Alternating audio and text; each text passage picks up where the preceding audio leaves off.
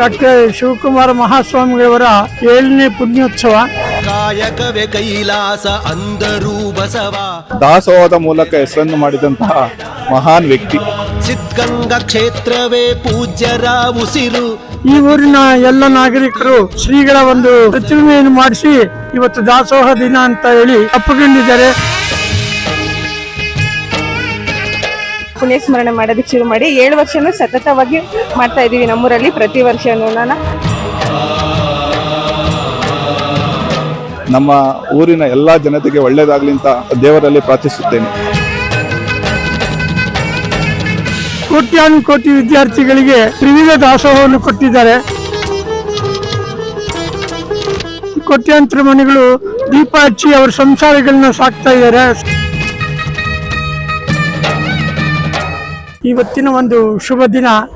ಈ ಶುಭ ದಿನ ಅಂದರೆ ಪರಮ ಪೂಜ್ಯ ಡಾಕ್ಟರ್ ಶಿವಕುಮಾರ ಮಹಾಸ್ವಾಮಿಗಳವರ 7ನೇ ಪುಣ್ಯೋತ್ಸವ, 7ನೇ ವರ್ಷದ ಪುಣ್ಯೋತ್ಸವ.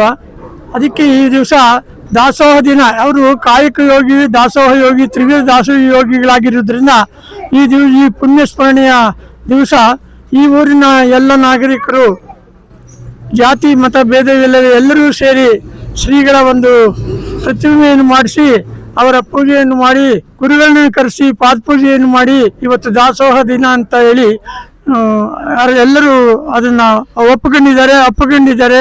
ಅದೇ ರೀತಿ ಆ ಶಿವಯೋಗಿಗಳ ಆಶೀರ್ವಾದದಿಂದ ಪ್ರತಿ ವರ್ಷ ಎಲ್ಲರೂ ಧರ್ಮ ಕಾರ್ಯಗಳನ್ನ ಈ ದಿವಸ ಮಾಡಲಿ ಅಂತ ಹೇಳ್ತಾ, ಮತ್ತು ಈ ಮಹಾಪುರುಷರು ತಮ್ಮ ಮಠದಲ್ಲಿ ಕೋಟ್ಯಾನುಕೋಟಿ ವಿದ್ಯಾರ್ಥಿಗಳಿಗೆ ತ್ರಿವಿಧ ದಾಸೋಹವನ್ನು ಕೊಟ್ಟಿದ್ದಾರೆ.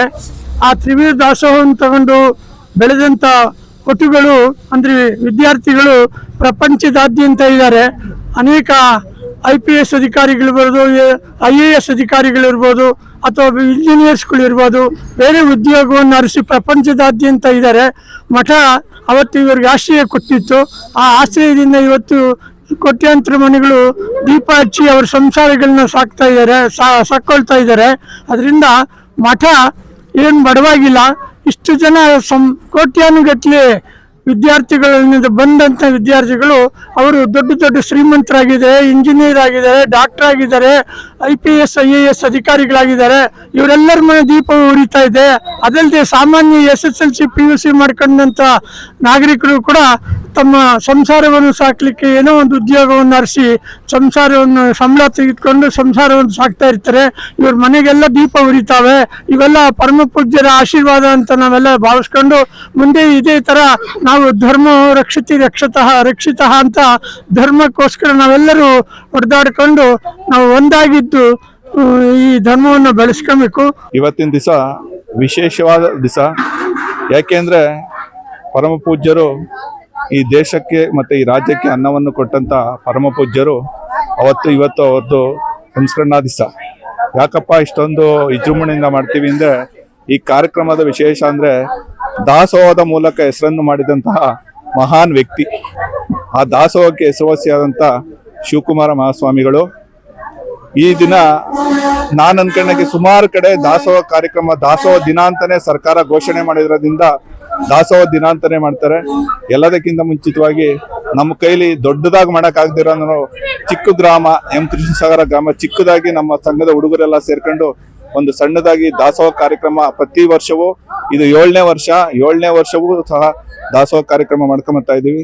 ನಮ್ಮ ಊರಿನ ಎಲ್ಲಾ ಜನತೆಗೆ ಒಳ್ಳೇದಾಗ್ಲಿ ಅಂತ ದೇವರಲ್ಲಿ ಪ್ರಾರ್ಥಿಸುತ್ತೇನೆ. ಇವತ್ತು ಶಿವಕುಮಾರ ಸ್ವಾಮಿ 7ನೇ ವರ್ಷದ ದಾಸೋಹ ದಿನ.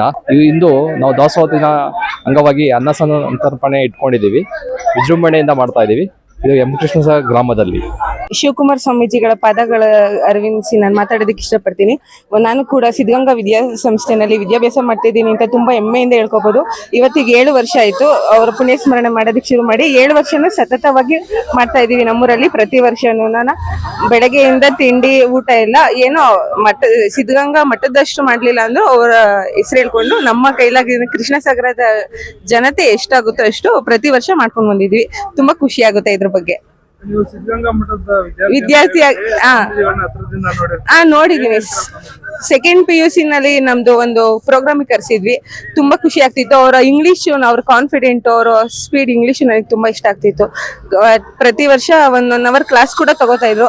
ನಾನು PUC ಡಿಗ್ರಿ 2 BCom 2 ಸಿದ್ಧಗಂಗಾ ಮಹಿಳಾ ಕಾಲೇಜಲ್ಲೇ ಮಾಡಿದ್ದು. ನಂಗೆ ತುಂಬಾ ಖುಷಿ ಇದೆ ಅದ್ರ ಬಗ್ಗೆ ಹೇಳ್ಕೊಳೋದಕ್ಕೆ.